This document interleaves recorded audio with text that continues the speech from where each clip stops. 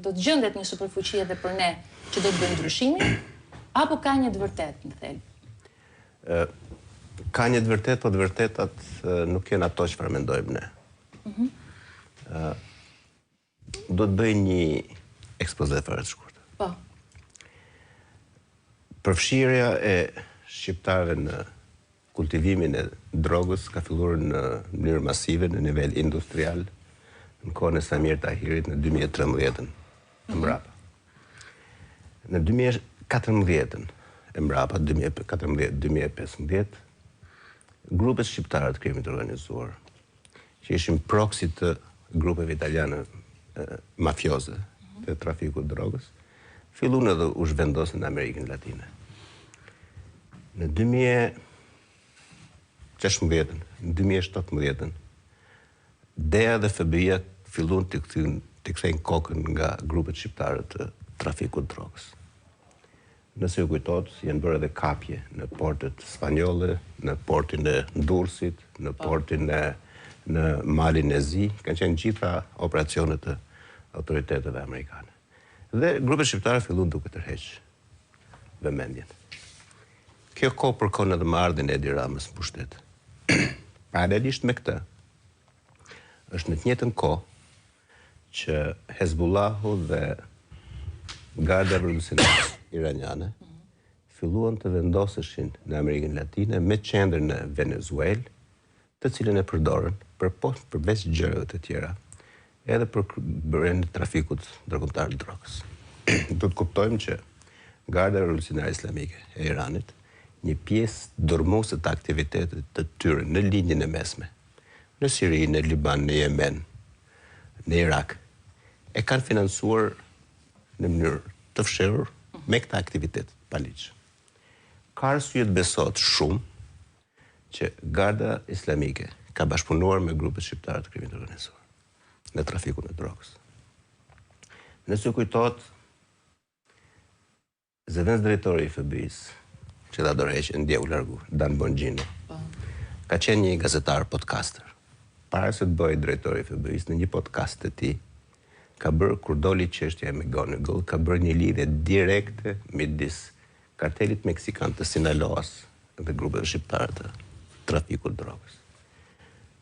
Element tjetër që ka ndodhur është që vitin që shkoi, 14 antar të familjes, antar direkt të familjes së El Chapos, janë vedërzuar në Shtetet Bashkuara të Amerikës dhe kanë rrëfyer dhe kanë treguar gjithçka.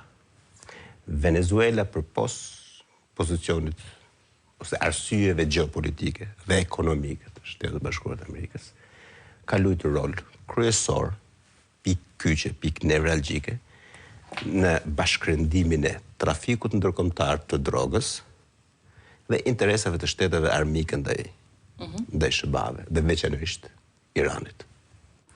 Element tjetër është që Smartmatic, që është kompania elektorale, është kompani venezuelane. Është kompani e përfshirë në manipulimin e zgjedhjeve në 72 vendet botës. Dyshohet edhe në Shqipëri, thuhet, ka qenë në 2 prezente të paktën. Është e përfshirë në Shqipëri, është herë për të folë. Në Shqipëri është e përfshirë në identifikimin e votuesve dhe projektet pilote që bëhen herë në kamës, votimet elektronike, numrimet elektronike dhe votimet elektronike. Por unë po t'ja vetëm një indikacion. Nëse kujton zgjedhjet e 2021-shit në orën 12 të drekës deri në 2 të drekës ka rënë sistemi i identifikimit. Mbani mend? Dhe KQZ nuk ishte në gjendje të thoshte dot se çfarë ka ndodhur. Dhe nuk ishte në gjendje dot të thoshte që a pati dëmtime, as pati dëmtime. Ajo çfarë di unë me siguri është që në darkë vonë në KQZ është diskutuar gjëre gjatë për mungesën e 200.000 votuesve në sistem. Dakord? Po. Dhe nuk do futem në detaje teknike sepse nuk I njoh detaje teknike. Por po ti marrësh këto element. Faktin që Maduro në fakt është personi I deep state-it në Amerikën Latine. Fakti që politika jashtme në SBA është zgjatimi I politikës brendshme. Mu më ngjan që një element i këtij operacioni është goditja e partnerëve ndërkombëtar të kundërshtarëve politik të Trumpit në ata që kanë ndikuar në zgjedhje. Në fund fundit, hold, e gjithë bota është në fije të perit të 5 milimetrave një plumë që rëshkiti nga veshi. Gjatë fushatës. Po, dhe plumi kur del nga pushka, o e vret atë që i drejtot, o e vret atë që e ka nxjerrë. Thot të vërtetën, thonë amerikanët. Dakord? Ashtu të shpreja. Pa u fut në teori konspiracione se kush e ka bërë, tek e ka bërë, çfarë.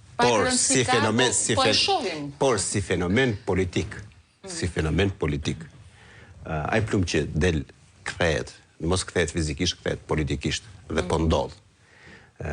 Po ti marrësh të gjithë këto komponent bashk. Edhe të bësh, po themi, një bashkim të këtyre pikave që në pamjet të jashtme të duken sikur nuk lidhen me njëra tjetrën. Fakt lidhen. Dhe po të shkosh në gjithë të mbledhësh informacionin publik, të marrësh kush është Smartmatic, kush është Maduro, kush është trafiku i drogës, kush është Rama, kush janë grupet shqiptare, kush janë kripto, kush janë koncentra, njëra tjetrën, të del një pikë takimi. Dhe pika takimit është George Soros. A ishte sponsori. Dhe pikë takimin e të gjitha këto elemente është George Soros.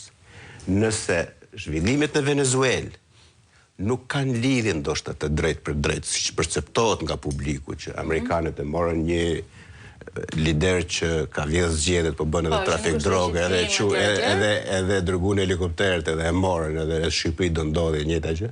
Jo, nuk do ndodhi e njëjta gjë.